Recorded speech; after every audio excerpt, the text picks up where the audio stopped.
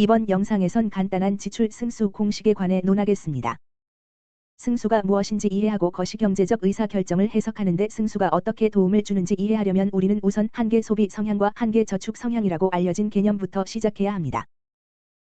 용어가 매우 까다로울 것처럼 들리지만 그렇게 복잡하지는 않습니다. 우선 한계 소비 성향과 한계 저축 성향의 정의부터 시작한 뒤에 어떻게 케인스 지출 승수를 활용하면 한 나라의 지출 변동이 경제 전체의 국내 총생산에 미칠 충격을 평가할 수 있을지도 논의할 겁니다. 자, 한계 소비 성향의 정의부터 시작합시다. 제가 보기에 여러분이 이미 공부했다고 판단되는 미시경제학을 환기해보면 한계란 말은 추가분이란 단어의 다른 표현입니다. 여러분은 성향의 정의를 알아야 할 필요가 있습니다. 성향은 공산과 비견되는 단어입니다. 당신이 무언가를 할 공산입니다. 자, 나는 가능한 한 자주 자전거를 타려는 성향이 있습니다. 그 말은 내게 기회만 주어진다면 언제고 자전거를 탈 공산이 크다는 의미입니다.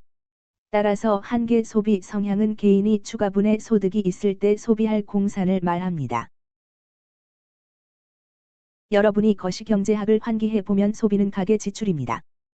이는 그냥 재화와 용역에 대한 가계 지출입니다. 그렇다면 가계가 추가분의 소득이 생겼을 때 재화와 용역을 구매할 공산은 얼마나 될까요? 그것이 바로 한계 소비 성향입니다. 한계 소비 성향이 무엇인지 지금 정의해봅시다. 한계 소비 성향은 소비자의 소득 변동에 따른 추가분의 소비량입니다.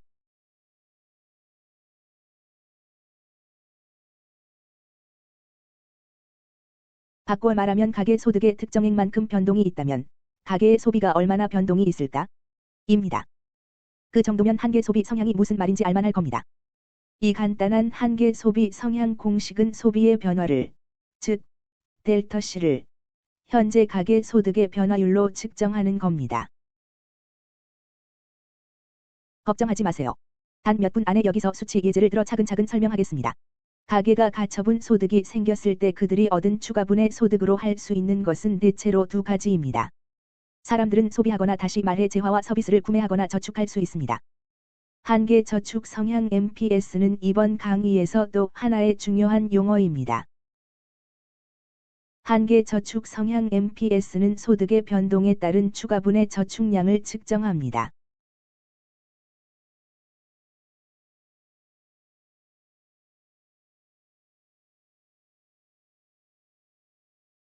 바꿔 말하면 가계 소득이 특정액만큼 증가했다면 얼마만큼 저축이 증가할까요?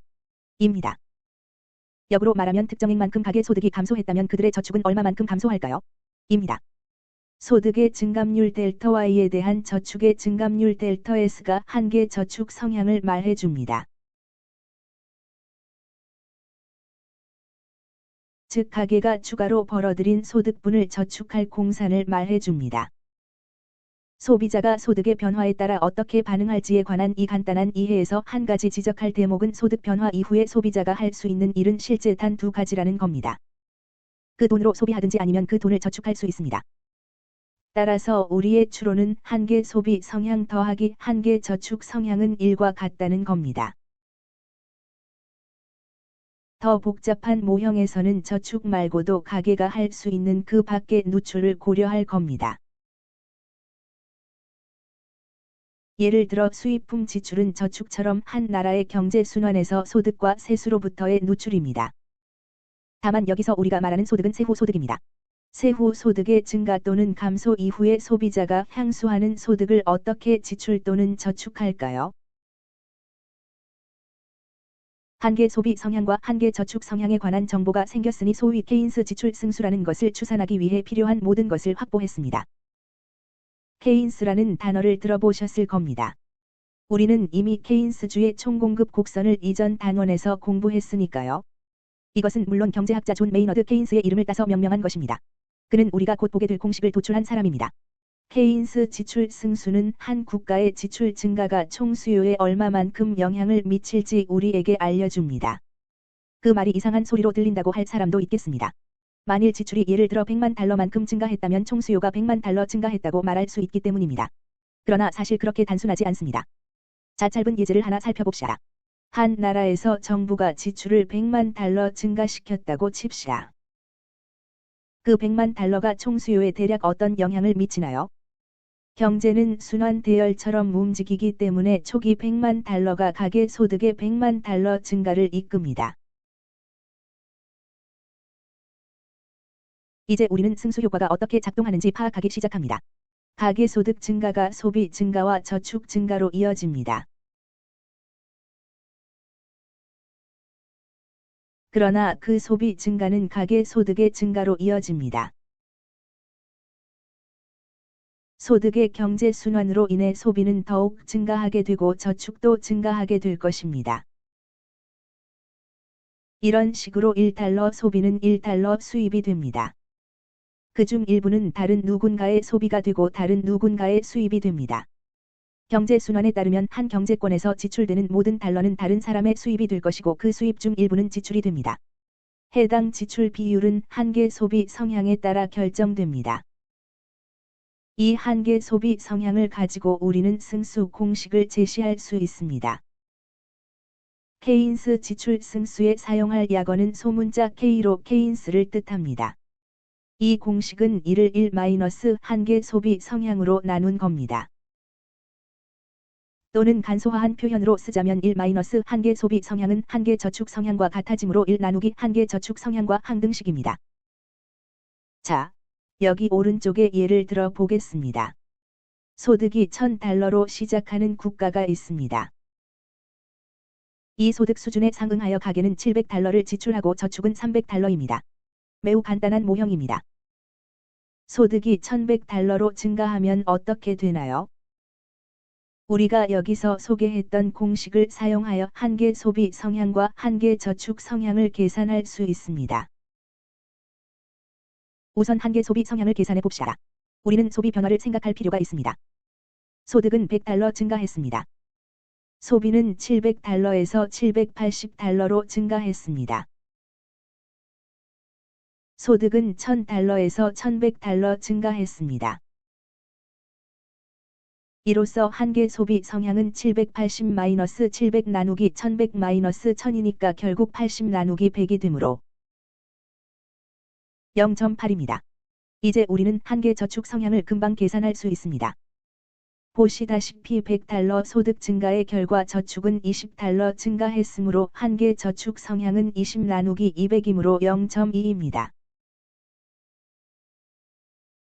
유의하세요. 한계 소비 성향 더하기 한계 저축 성향은 0.8 더하기 0.2니까 1과 같습니다. 다시 말해 가계는 그들이 향수하는 소득 증가분을 100% 저축하거나 지출합니다. 따라서 한계 소비 성향 0.8이 생겼으니 이 나라의 지출 승수 내지 소비 승수 규모를 계산할 수 있습니다. 바로 케인스 지출 승수입니다. 자 그럼 한계 소비 성향 0.8을 사용해 그걸 이 공식에 대입합시다. 이 나라의 K는 1 나누기 1-0.8이거나 1 나누기 한계 저축 성향 0.2이니까 1 나누기 0.2입니다. 따라서 1 나누기 0.2는 5입니다. 0.2가 1이 되려면 5차례 곱해줘야 하니까요. 이로써 케인스 지출 승수는 5가 됩니다.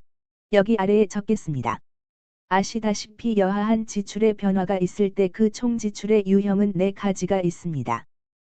바로 소비, 투자, 정부 지출, 순수출 이 4가지 총 지출이 경제 전반에 걸쳐 5배로 승산됩니다.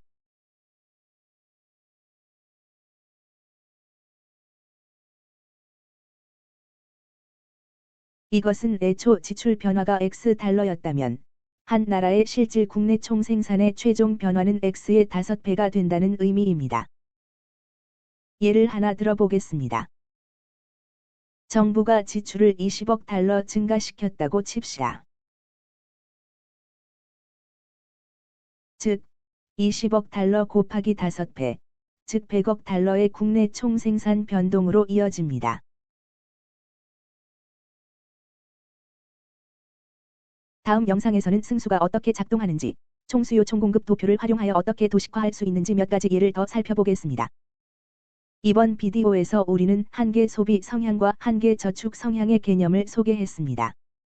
두 개념은 가계의 추가 소득분을 소비하거나 절약할 공산을 말해줍니다. 물론 세후 추가 소득분을 말합니다.